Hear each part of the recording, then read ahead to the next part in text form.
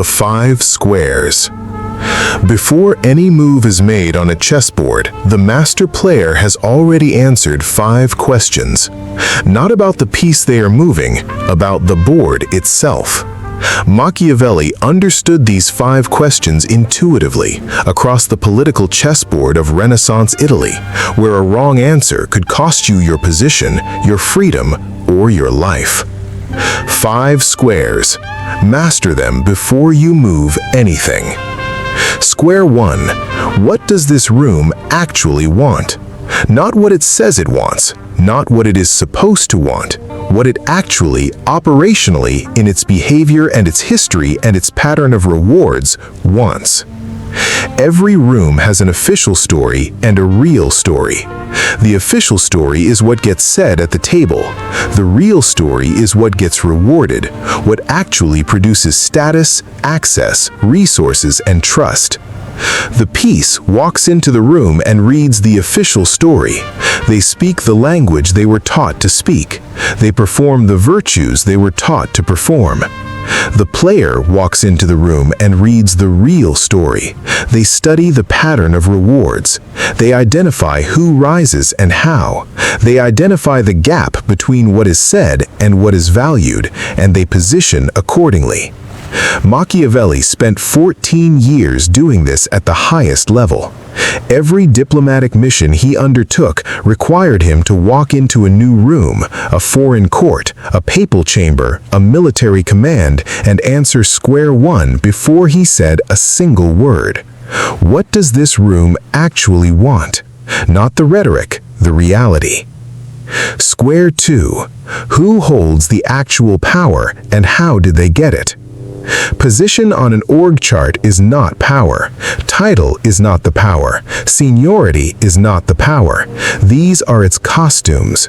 Power is the capacity to move other people and to prevent other people from moving you.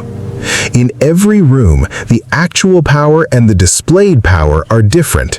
The person with the title is often not the person whose opinion determines the outcome. The loudest voice is rarely the most influential one. The most visible figure is frequently not the one whose quiet approval is required before anything real can happen. The player identifies where power actually lives, quickly, quietly, without advertising that they're looking. They study the pattern of rewards. They notice who speaks last, whose name comes up when the room needs something decided, whose disagreement kills a plan that everyone else had approved. Then they position in relation to that. Square 3. What threatens the current order? Every arrangement of power is protecting something. Every person in a position of authority is defending some combination of status, resources, and certainty. And anything that threatens those 3 things will be resisted, regardless of its merit. The player does not move naively into a structure without understanding what that structure is protecting. They do not present their capability in a way that threatens the people whose cooperation they need. They understand that excellence deployed without awareness of who it threatens produces enemies faster than it produces allies. This is the square most talented people miss completely. They are so focused on their own capability, on how good their work is, on how obvious the value is, that they fail to read who their excellence is costing something. And then they are surprised by the resistance. The player reads square 3 before they move. They ask, who benefits from the current arrangement? Who loses if I succeed? And they plan for both answers.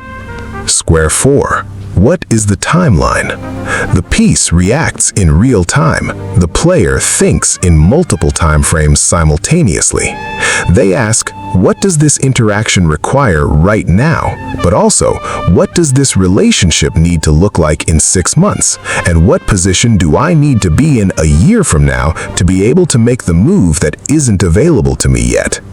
Machiavelli was precise about this. He wrote about what he called occasione, the moment of opportunity, not created, recognized, prepared for. The player does not make opportunities. They build themselves into a position where they are ready when opportunity arrives. And opportunity, as anyone who has ever missed one will tell you, does not wait. Square 5. What do I not know yet? This is the square that separates the competent from the extraordinary.